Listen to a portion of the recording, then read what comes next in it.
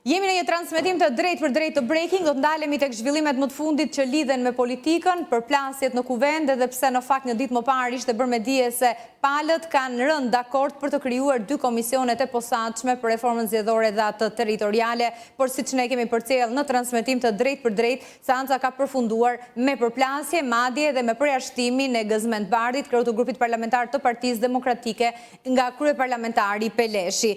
Ndërkohë, para pak qastesh, ne përcollëm shkurtimisht vendimin e gjykatës kushtetuese sa i përket çështjes së mandateve të anëtarëve të saj. Ishte një kërkesë e presidentit Begaj që vuri në lëvizje gjykatën kushtetuese, pikërisht për mandatin e gjyqtares kushtetuese Sonila Betja. Ka dalë kushtetuesja me një vendim duke theksuar se në 2025 i përfundon mandati jo vetëm Betjes, por edhe kryetares aktuale Holta Zaçaj, si dhe gjyqtares tjetër Elsa Toska. Në fakt, kjo është argumentuar me domosdoshmërinë e ripërtëritjes çdo 3 vjet me 1/3 e anëtarëve të saj. I diskutojmë këto zhvillime, kam kënaqësinë të kem në studio ishte deputeti i Partisë Demokratike Myslim Murrisi. Mirë se erdhët. Faleminderit për ftesën. Është një lajm i minutave të fundit, megjithatë kushtetuesja ka qenë shumë në vëmendje këto ditë për një sër çështjes, do t'i prekim hap pas hapi. Vendimi sa i përket interpretimit të bërë për mandatet e anëtarëve të saj. Para kushtetuesja,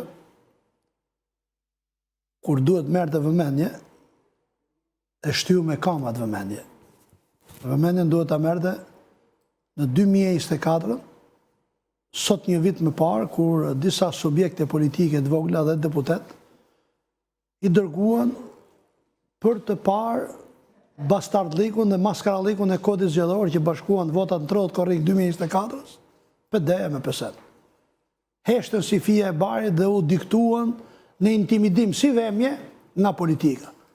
Dhe lejuan një kod zgjedhor antikushtetues, që shqiptarët kenë 2 palë deputet, një palë që zgjidhet nga qytetarët, 42 deputet, dhe 98 deputet që emërohen nga kryetarët, për turpin e palaqeve të gjykatës kushtetuese. Njerëz të pjesë, të frustruar, intimidon politika, sepse kanë ardhur pa meri, dikush është betuar tek floktorja Mbuz Lanës, dikush është dekretuar nga 3 që lejon kushtetuta i 4-ti, si Marsita e Meradh.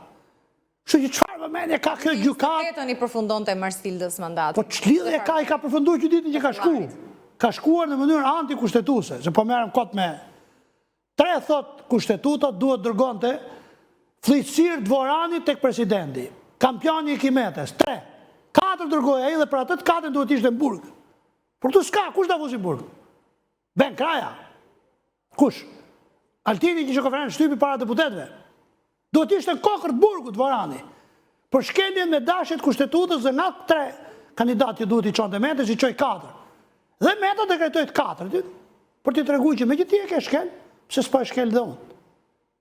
3 thot ligji duhet çoj ke dhe në kuvend, 3 në gjykatë lartë, 3 tek presidenti, 4 çoj tek presidenti.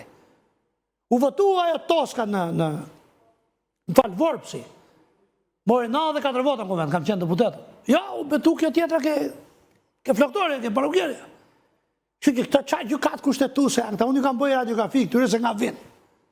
Ta në ca fllitësira që i ka shërbyer dhe lpirë me neren, e kujt do pushteti që ka patur në dorë emrimet e tyre gjatë historikut karrierës tyre, ata që kanë karrierë, nuk flas për këto që vinë nga noteri. Është shumë vëmendje këto ditë gjykata kushtetuese. Tash i vëmendje ka pas këto ditë. Një ditë më parë ka pezulluar. Po, pezulloi pjesërisht dekretin, po dje presidenti ju drejtua me një shkresë duke i kërkuar që shpall mos kompetencën për kërkesën e Erion Veliedit, sepse kjo është çështje administrative.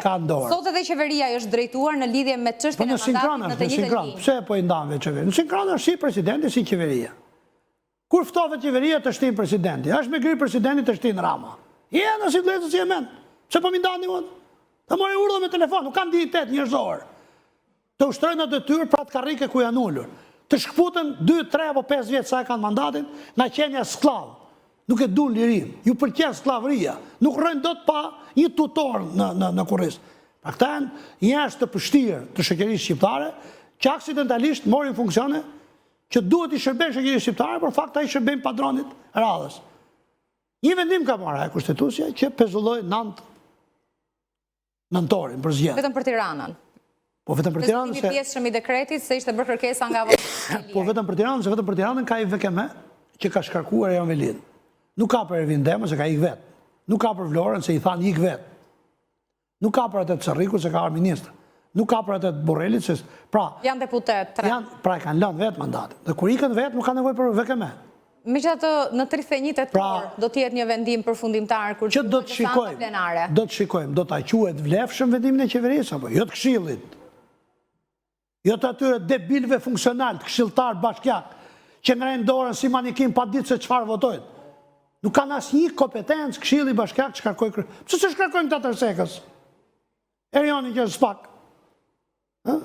Pse s'e shkarkojnë këta të Fierit, atë të Fierit?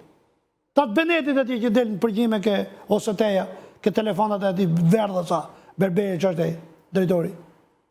Se pyet njëri Këshillit.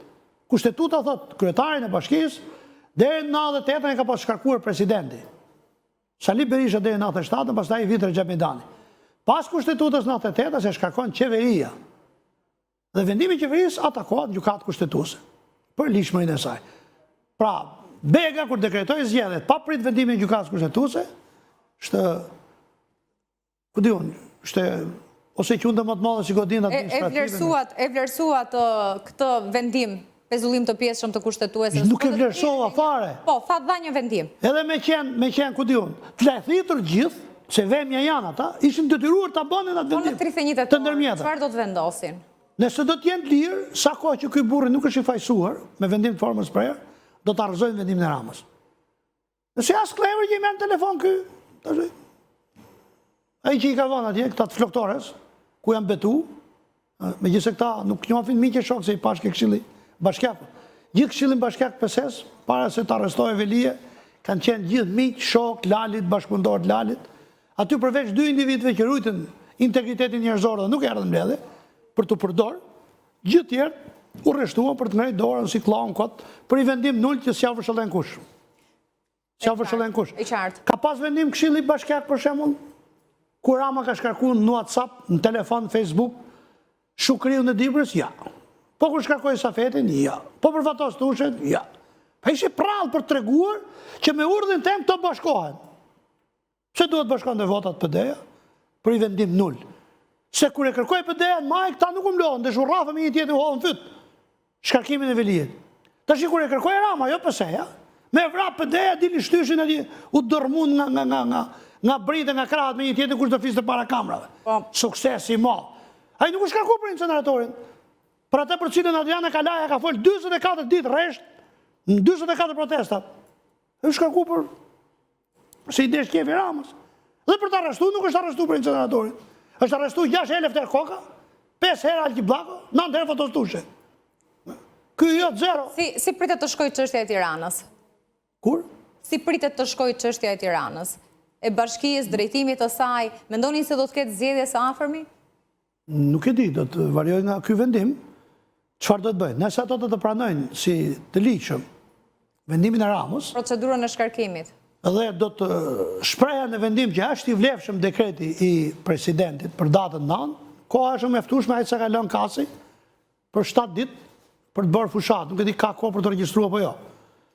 Në të kundërt, besoj që do të dojë dekret të ri ose do të shtyhet ndoshta për vitin tjetër, nuk e di.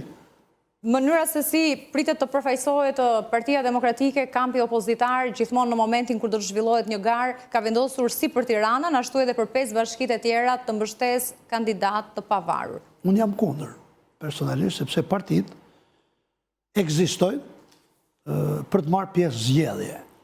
Se nëse partitë ekzistojnë për duar të rokitur, ose si dieni, themin nga Myzeqeja, si bigat që jem shtetë dru në Mullarit, apo domate në Kastravecin që mos bjerin tokë, që nuk kanë funksion.